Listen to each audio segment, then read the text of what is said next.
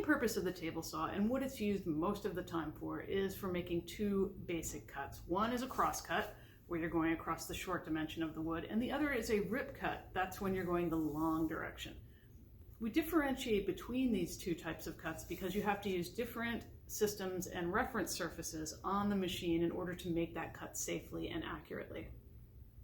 The table saw works just like how it sounds. It's basically a saw that's mounted inside of a table. It's spinning towards us when it's cutting, and so we know we have to push against it to get our cuts done.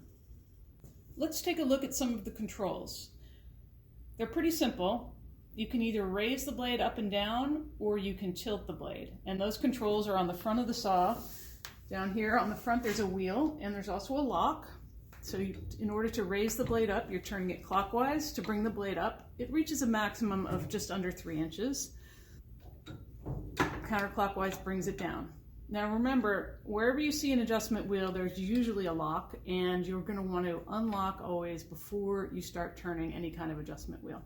Now less obvious is this wheel over on the right, and that is the tilt wheel. So I'm going to unlock that, and if I start to turn that counterclockwise, the blade starts tilting over. That will tilt all the way over to 45 degrees and no further. On the left is the power box, and it has a paddle switch that you pull out to turn the saw on.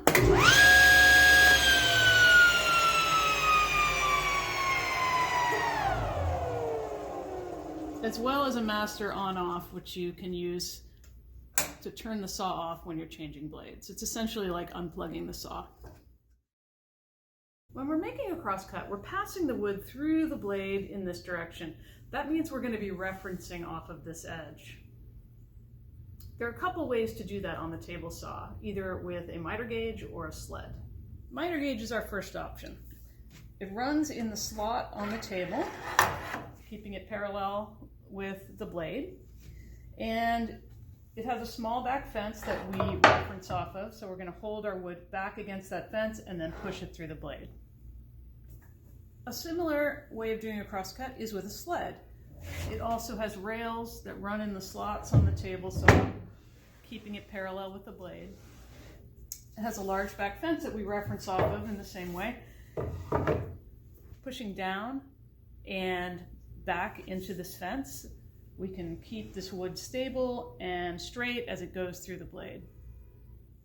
Now we're ready to set up for the cut. There's only really one setup thing that you need to do for a crosscut, which is to get the blade to the right height. And we want it peaking just above the surface of the wood, so I'm going to lower it down a little bit. And you can see I've got the silver teeth just above. Now we're ready to go. Proper technique for crosscuts involve just holding the wood against its reference surfaces. So find a position for your hands where that feels comfortable for you to pull back and push down at the same time. We also, again, have to push the sled forward to make the cut. One additional technique I recommend is after you make this cut, you pull the good piece that you're holding away from the blade before you drag the sled backwards. So we're always trying to control our good piece. Our scrap piece that we're cutting off is on the other side. And that we're not going to hold and we're not going to worry about. It's just going to sit next to the blade when we make this cut. Let's take a look.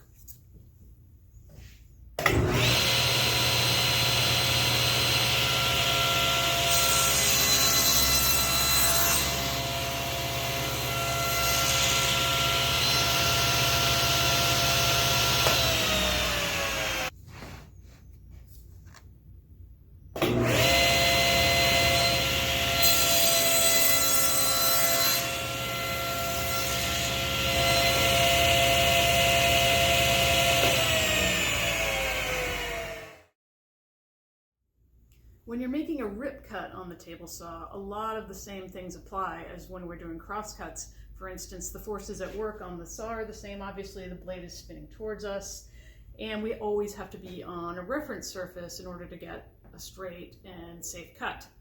In this case, though, our reference surface is the rip fence. So the rip fence runs along this rail. It stays parallel with the blade, and the whole idea of it is if we put a straight edge up against the rip fence, it produces a parallel cut on the other edge as it's passing through the blade. To set up the machine for the rip cut, let's first set the height of the blade, same as we did for crosscut. We want those teeth just above the top surface of the wood. The next thing we have to do is set up the rip fence. When we're setting up the fence for our rip cut, we're going to use a ruler and move the fence over to the desired width, where we have whatever width we're trying to make between the inside of this fence and the inside of this blade. Don't include the thickness of the blade in your cut, or it's not going to be accurate. Once you've got the width set, lock the fence in place by pushing down on the handle. We know that our reference surfaces for the rip cut are both the fence and the table. That's where we have to put pressure with our hands in order to get an accurate, safe cut. Let's look at a technique for doing that.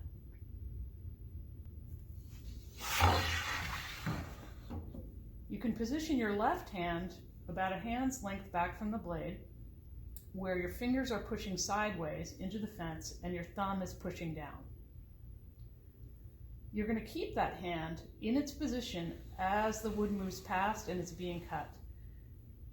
Remember, if you go with the wood, you're going to either go into the blade or you're going to be pressing into the blade from the outside. That's not our goal. Our goal is to be pushing the wood into the fence. So as you're pushing, eventually your back hand is going to reach your front hand, and at that point, again, because we don't want to follow the wood into the blade, we're going to take your left hand away and your right hand has to complete all of the work of this operation, going forward until you reach the back of the blade, and then you're done. Now on that cut I just did, my hand had plenty of room to fit between the blade and the fence, but often you're doing a narrower cut, and in that case you're going to want to use a push stick to help you get the wood through the cut safely, not getting your hand near the blade. In that case, the technique is actually the same, but instead of using our hand to go through, we're going to pick up the push stick at the last minute when our hands meet at the back of the board. Making the cut, our hands meet. I'm going to double down with this hand, grab the push stick, release this hand, finish the cut.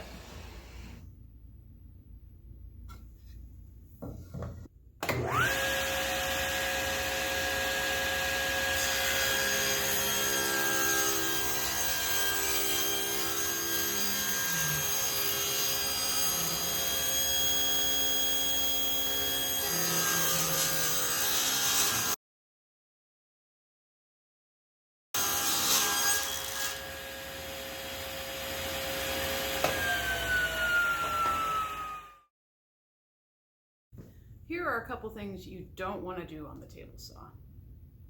Never make a freehand cut. What that means is making a cut without the use of a fence or some other reference surface and just pushing the board through. It's not stable and can cause all kinds of dangerous situations. Never use the rip fence for a cross cut. If you line up the short end of the board on the rip fence, it's just not stable enough to guide that cut through the blade safely. Similarly, do not use the crosscut sled for a rip cut. There's just not enough surface area back here to hold this wood safely as you're passing it through the blade. Don't try and run a tall board through the saw blade using only the short rip fence. Again, this is not providing enough stability for the wood to do this safely.